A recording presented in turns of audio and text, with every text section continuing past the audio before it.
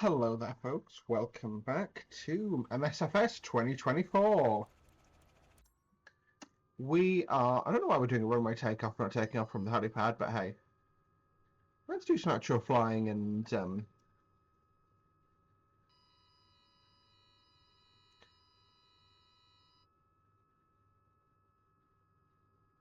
okay.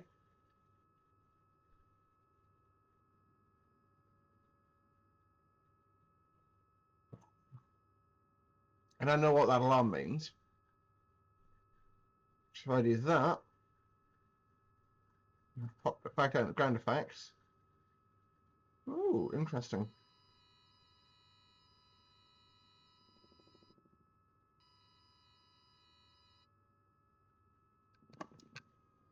Apologies. Well, we're going to turn the aircraft to the south.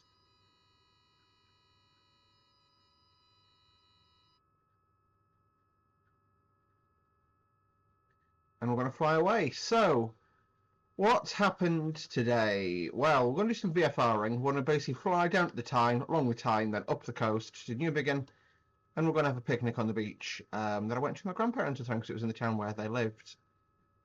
Now, I had a bit of an incident at work. Happened yesterday for me, a couple of weeks ago for you guys. Content warning. This is going to go pretty dark, unfortunately, but I just wanted to talk about it because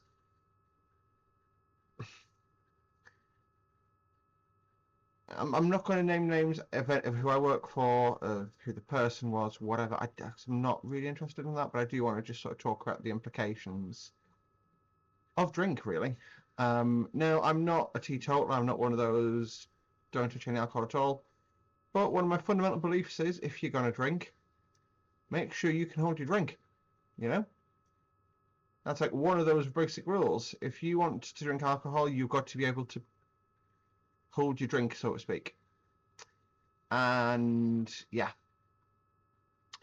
So I was working on the train and I got groped by a customer. Now, hello. Sorry, the helicopter's just being a bit finicky. Yeah. So that happened. We are just sort of cruising up the down the A1, and then we're going to turn left at the time. And see, this is the A1 motorway that we're over now. This is the main road from London to Edinburgh. Technically speaking, this is the A1 Western bypass. But anyway, as I was saying before I interrupted myself, so I was on the train as per the usual, doing a drink service, and customer grabs my boob. Now the company have been really good, and we've filled in all the relevant paperwork. So I reported when I. So initially, the bit I wanted to talk about is initially I was a bit shaken and I wasn't really sure what had happened. Yeah, like I thought that's what had happened, but I didn't really know, and that's why I was like, I didn't really edit it. I didn't say anything. I just sort of carried on, and then I processed it a bit. And I was like, no, this is what's happened. So I, given the next opportunity, I spoke to the onboard supervisor, the train manager, who's some difference, who advised the duty manager at my home depot, and spoke to the customer and got their details. Now, before this, the customer had apologised to me because they saw that I was a bit shaken up and they'd probably done it and gone, oh, balls, what have I done? Now, here's my sort of thing with this as we're flying along and enjoying the view here. I've missed work today. I decided that it wasn't in my best that I wasn't. So, yeah, I decided not to go to work today, and I left the phone call too late to report fit for work tomorrow. And to be honest, I think I need a second day because I always sort of try and push myself to go back after the first, and oftentimes that's not the right decision to make. But yeah, I yeah, I ended up. So it's a city helipad over to the left there. That is where the air ambulance sometimes goes to refuel. But yeah, like I say, I was really shaken up by the whole thing. And the thing is, for me, it's meant I've missed a day's work and I've lost the income to go with that, and that's, I don't really care. It's not a massive amount of money to me. I can deal with it. I shouldn't have to, but it's, you know, it's within the realms of I can deal with it. So we're going to Redheath. This is King Edward Bridge, Queen Elizabeth Bridge, High Level Bridge, and then below that is Swing Bridge. Swing Bridge, fun fact, swings as the name betrays, to allow ships to pass, and it doesn't actually have a break. And then this is the Millennium Bridge. Down the right there, that's a Royal Navy base, that little building with sloped roof. That is HMS Calliope. Anyway, as we carry on around, yeah,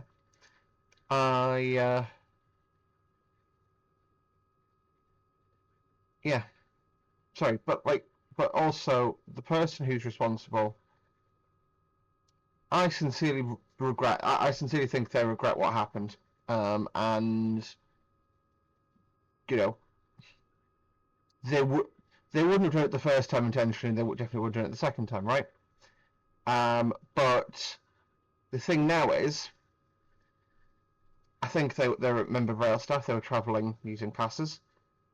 That opens up, even if, you know, because even though I've said I don't want it to take any further from a legal perspective and getting the police involved, because that's sexual assault, by the way. Minor, albeit it is sexual assault. It opens up to disciplinary processes, and it's potentially really messed them up. Now, whilst I don't, like I said, I've said it before, I'll say it again repeatedly, I do not believe they did it out of any sort of malice. But, yeah. And, like I say, with me, so the reason I'm making this video, I guess, sorry, and that's what I was trying to say before I got sidetracked. Concentrating on flying a helicopter and talking to you guys is quite difficult. But, yeah, so I remember talking, so it's not the first time this has happened, which feels an insane combination of words to say. So last time it happened, I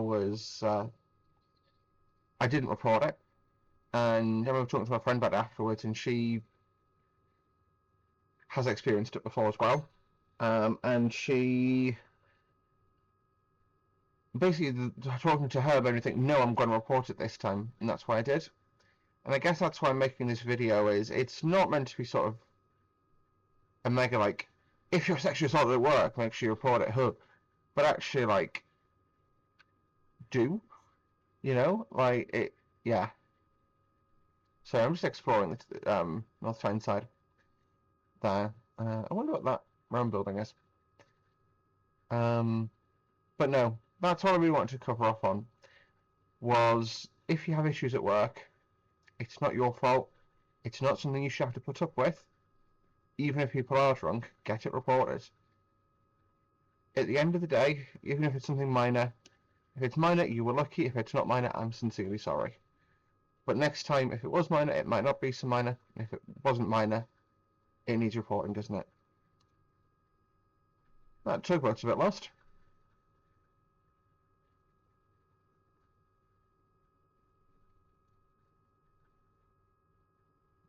I did not realise how long the time was.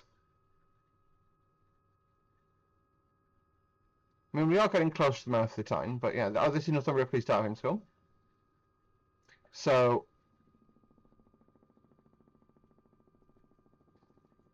that there is Northern Ripley's helipad. I'm presuming it's there so NPAS can come and collect divers and fly them where they need to be taken. NPAS is National Police Air Support Unit.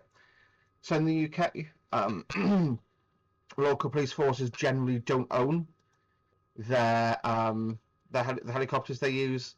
It sort of all comes under NPAS, which is the National Police Air Support Unit, and they provide helicopters. So this is the Tyne Tunnel. So that's the original Tyne Tunnel. The original Tyne Tunnel. My apologies. Let's have a look at it actually. So I've never flown over this area before and been aware of it. So the original Tyne Tunnel is this one over here.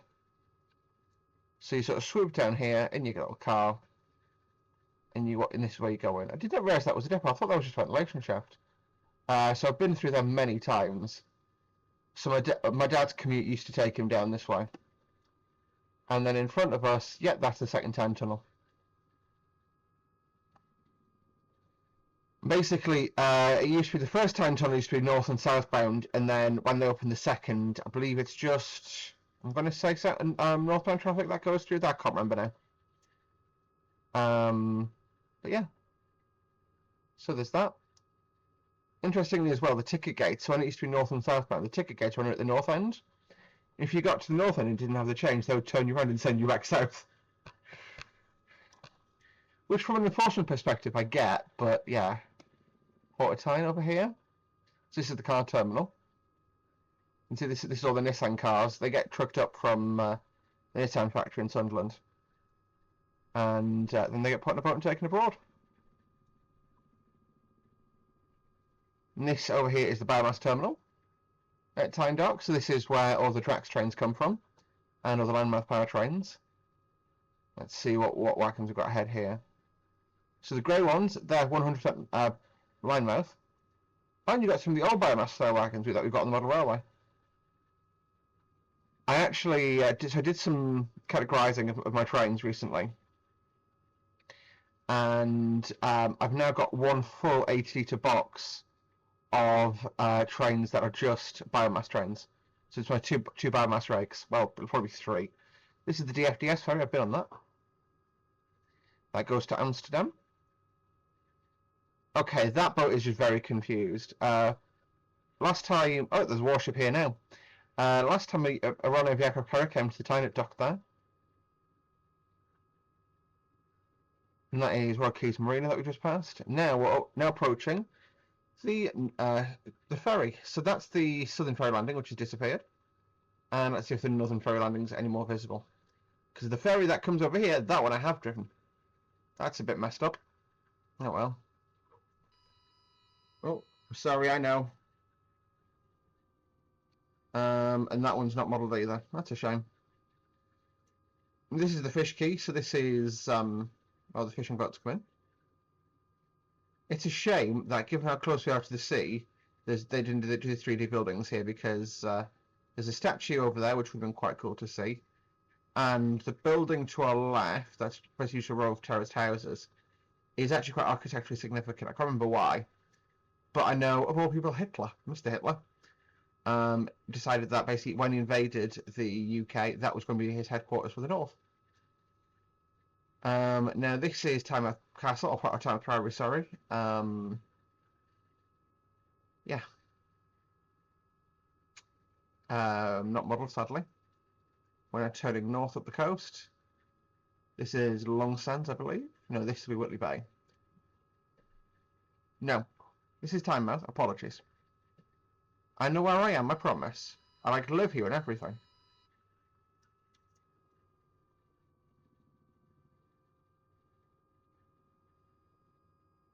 And this is next is Colour Coats.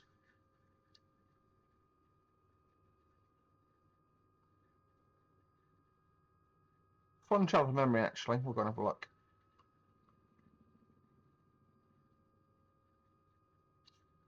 No, this must be Long Sands. Yeah, so this is the boating lake. And on the nose, it was used to be a toy museum when I was little. It was really cool. I remember going in there once. And this boating lake here, I had a remote control boat when I was little. And I remember taking it here with my granddad. And once, it was too windy, and it capsized. And basically, yeah, that's the day Dickie nearly died. Because we named it Dickie because it was a Dickie product. Oh dear. Ooh, don't know what happened there. What I do, I let the RPM get too low.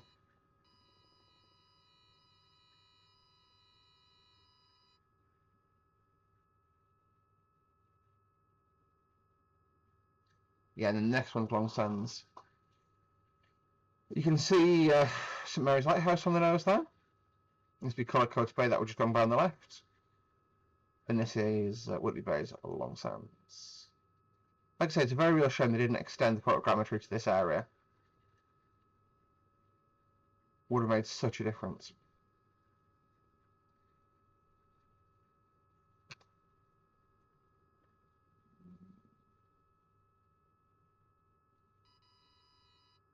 Oh, and it's come back into photogrammetry, and this is the Spanish Steady.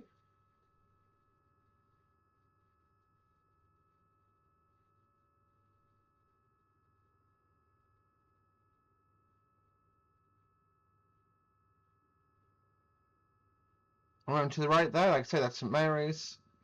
One of the episodes of Vera was filmed in there. Meow. One of the last places I went with my dad, actually, that, weirdly. Well, not weirdly. It's not weirdly, but yeah. Not the happiest experience, but yeah. But I've talked enough about feelings in today's video. I'm not talking about them anymore. Didn't realise there was a lake there.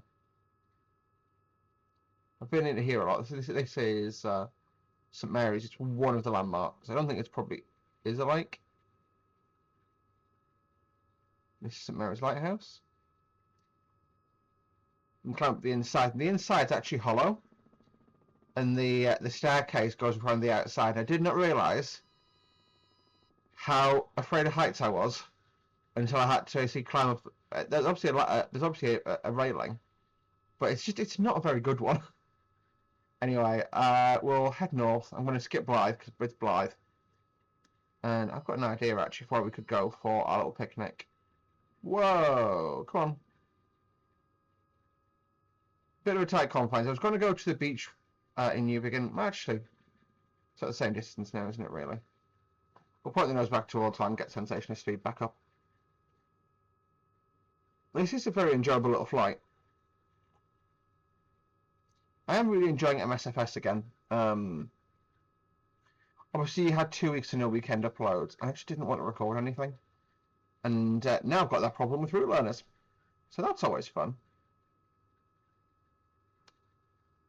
I don't actually know what the camera trims to look at when I do that.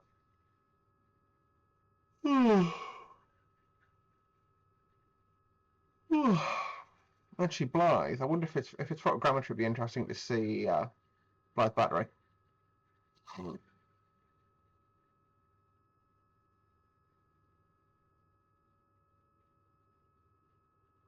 I actually lived in Blythe for a while. So Blythe does have a nice bit. It's got a nice few streets. Blythe is one of those places. It's yeah, it is what they would call deprived. So I believe this is Blythe Battery on the no, that's the farm. There's a little farmhouse there. Don't know what the name of the farm is, but it's quite cool. It's like you see June's farm. They do remote control aircraft in that area, so we'll just pivot out the way.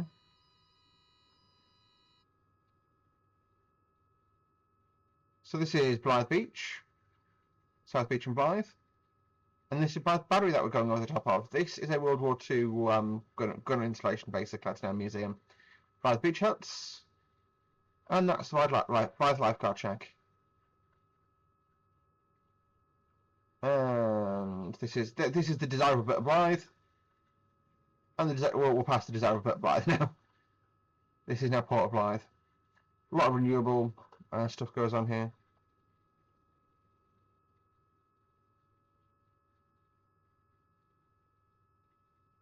There is actually a like a place that's like a social enterprise teaching people to build sailing ships, which is just below us here somewhere.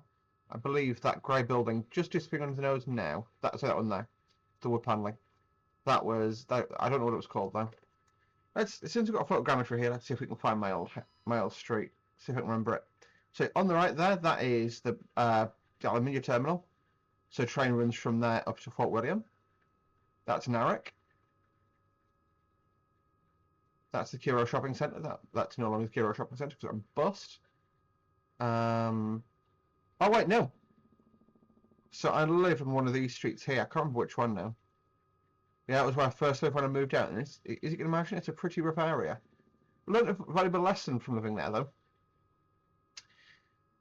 The people who are like literally having fist fights in the street, as long as you don't get involved, they leave you alone. So that's where I lived when I first came out, and either I was very blinky, which is not the most unlikely thing in the world, but I honestly do not think anyone ever gave me any abuse whilst I lived there. Contrast that to living when I lived in Cramlington, which is just down the way. Oh wow! Sorry, this just reminded me. I used to do my driving lessons down here. That's quite fun. Boobity boobity. And the old Camas Depot will be back there as well. That was Camas Depot. And this is... I can't remember the name of this beach, actually. Camas Beach. Sorry. It's spelled C-A-M-B-O-I-S. Camas. And that is Sandy Bay? Sandy Bay Caravan Park. Boom. I remember the places and the names. We're going to land on New Bigham Bay, which is the next one along here, and then that's how we'll land and decamp the aircraft. So wings level.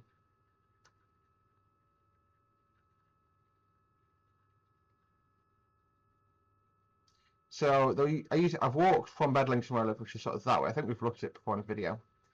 And you'd walk along the cliffs here, and there's a footpath there again now, but there's quite a lot of coastal erosion going on here. So the footpath gets closed quite regularly. Let's see if we can see my granddad's seat on here.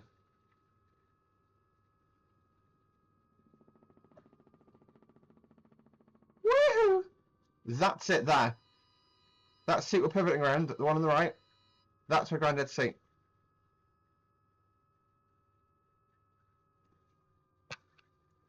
Showboating a little bit there. Sorry, Granddad.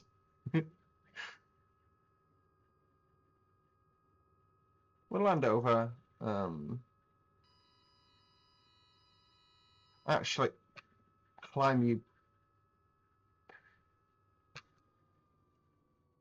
So that tall building there that I'm sort of centering the nose on, opposite that, that's the piazza.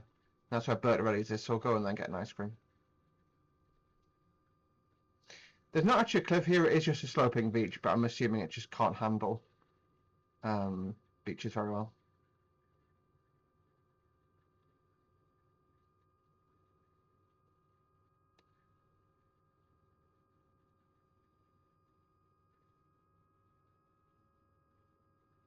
Yes, that wonky that place with wonky signage, that's Bertarelli's. Down. That's my first attempt at a brown out landing. Oh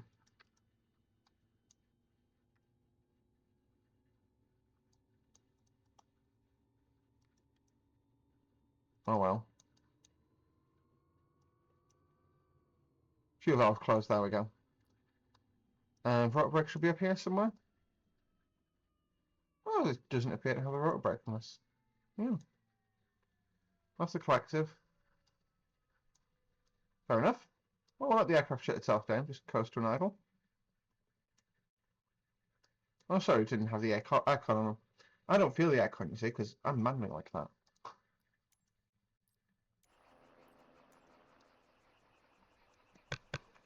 There you go. How was that for a video? I know that this is like it's program's been in this in a while, but I've got memories of sitting literally in this area of the beach. That's Lifeboat House, oldest Lifeboat House in the country, and sort of I think different events like that. And there's something almost surreal to be able to land in a place you recognise, and not just like, oh, it's the right house. Like that's there's a house in that place. Like actually the right place. Yeah. So apologies for the blade. I'm trying to find the rotor brake. Is it Control B for the rotor brake? Let's just quickly ask the settings. Sorry.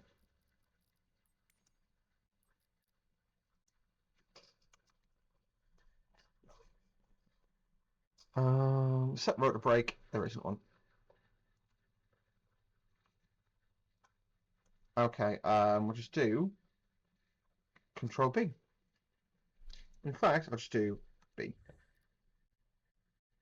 That's fine. Go back, save. Go back.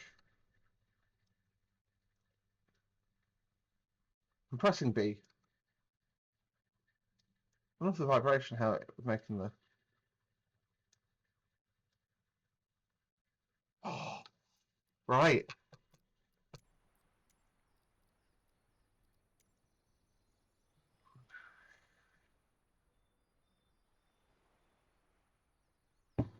So this, I've just reinstalled it. So, camp out. Well, it's not winter.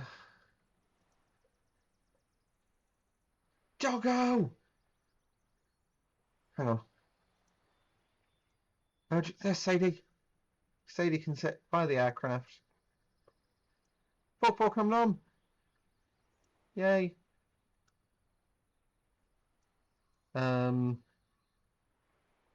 No one's brought a helicopter along, so we can't do that.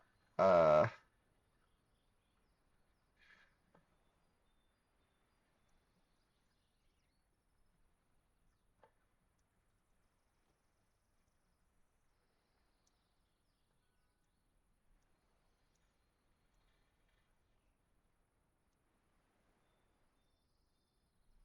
don't know where Sadie's gone to, man.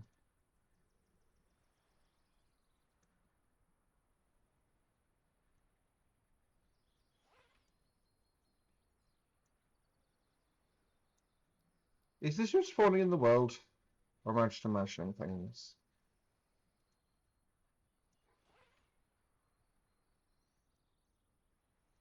I don't think it's...